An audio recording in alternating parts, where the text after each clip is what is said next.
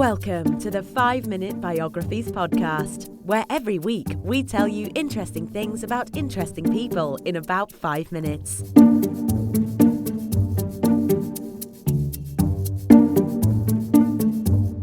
And now here is your host, Wayne Armstrong. Hi, I'm Wayne Armstrong. Welcome to the 5-Minute Biographies podcast, episode 16, Bill Shankly. First things first, whenever I mention football in this episode, and especially for those of you outside Europe, I'm talking about soccer, not American football, and it is the football which has always been an institution in Europe, particularly in England. Many people believe the modern version of the sport was invented in England, with the first official football match taking place in 1863 in Battersea Park in London. Maybe it's due to the game's origins that some of the world's most recognisable football clubs have come to be known internationally, and are some of the most influential brands on earth. One club in particular, Liverpool, has been consistently one of the best in the nation, and many football aficionados believe this is due to the work of one man, former manager Bill Shankly.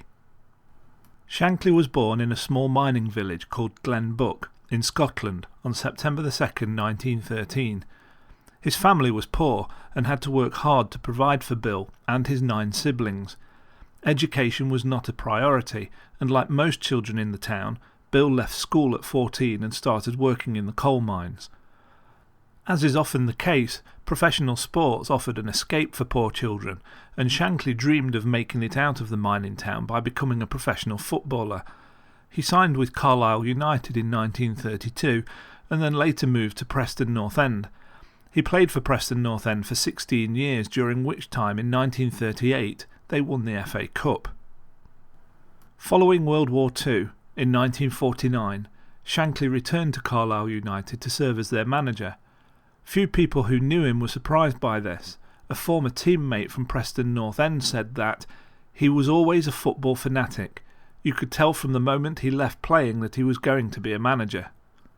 However, Shankly didn't set the world on fire with his performance as a manager. Over the next 10 years he went on to manage several clubs without any significant success. However, people noticed his devotion to the game, and in 1959 he was approached by Liverpool Football Club and was asked to become their manager. Liverpool was at this time a second-rate team made up of players and directors who were content to just muddle along. They'd very little drive or desire to succeed.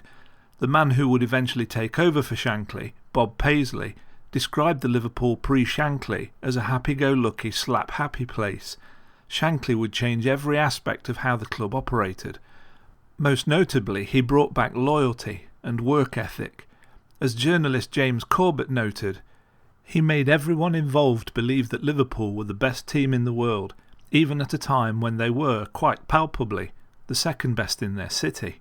Shankly also made a name for himself as a manager by carefully nurturing young, talented players.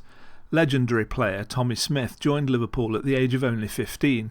Having lost his father only a short time before joining the team, the young boy was going through many difficult changes. Shankly stepped up and took care of Smith.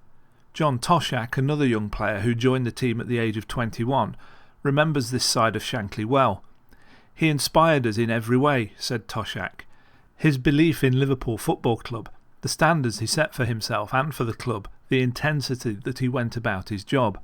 His quote about football being more important than life or death, he really felt that way. He rammed it into us how important it was to be playing for Liverpool, how privileged we were to be playing for these people. We really believed that. But things weren't all happy for Shankly. He struggled mightily in the off-seasons, falling into a depression and repeatedly threatening to resign. As a result of these constant threats, when Shankly did finally tell Liverpool's chief executive, Peter Robinson, in 1974 that he was retiring for good, Robinson didn't believe him. But on July the 12th, 1974, Shankly made it official, and he announced his plans to a stunned football community in a press conference. Looking back on it, player Brian Hall compared it to a moment in time similar to the assassination of President Kennedy, when he said, "I couldn't believe it because he was so besotted with the game, with Liverpool Football Club and with the fans." Shankly's retirement led to a strained relationship with the club he helped build. He felt that post-retirement Liverpool forgot about him and all the things he had done for them. He felt he should be invited to away games as a guest and wrote in his autobiography of Everton, the second football club in the city and Liverpool's most bitter rival, that, quote, "I have been received more warmly by Everton than I have by Liverpool. It is a scandal that I must write these words about the club I helped to build." End quote.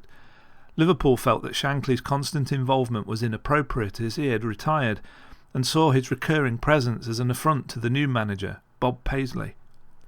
He may have had a point though, as his record speaks for itself.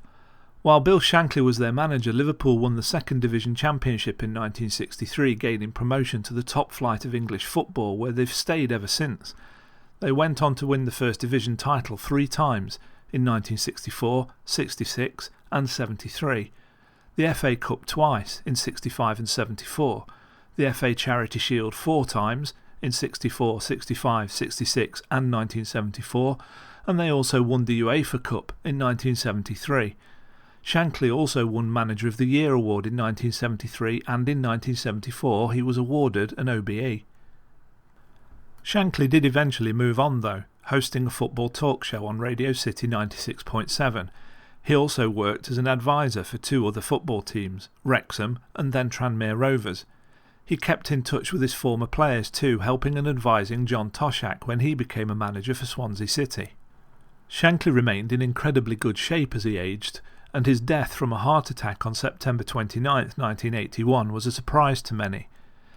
As he would have wished, on his death he found a permanent home on the football pitch, as his ashes were scattered on the hallowed turf of Liverpool Football Club. I hope you enjoyed that episode of 5 Minute Biographies. If you'd like to see a transcript of the show, head on over to the 5 Minute Biographies website at www.5minutebiographies.com/episode 16. If you'd like to make a suggestion for a future biography, then please use the Suggest a Biography form on the site. If you get a spare few minutes, it would be really great if you could leave me an honest review on iTunes. And if you don't want to miss any future episodes, why not subscribe while you're there? You can also follow us on Facebook at facebook.com/5minutebiographies and Twitter at twitter.com/5minutebios. We also have a YouTube channel where we'll be presenting a selection of the podcasts in video format with lots of images to go with the words. You can find it by simply going to www.5minutebiographies.com/YouTube. Finally, why not check out our other podcast, 5 Minute History, which you can find on iTunes and at 5minutehistory.com. Thanks for listening. I'll see you next week. Thanks for listening to the 5 Minute Biographies podcast at www.5minutebiographies.com.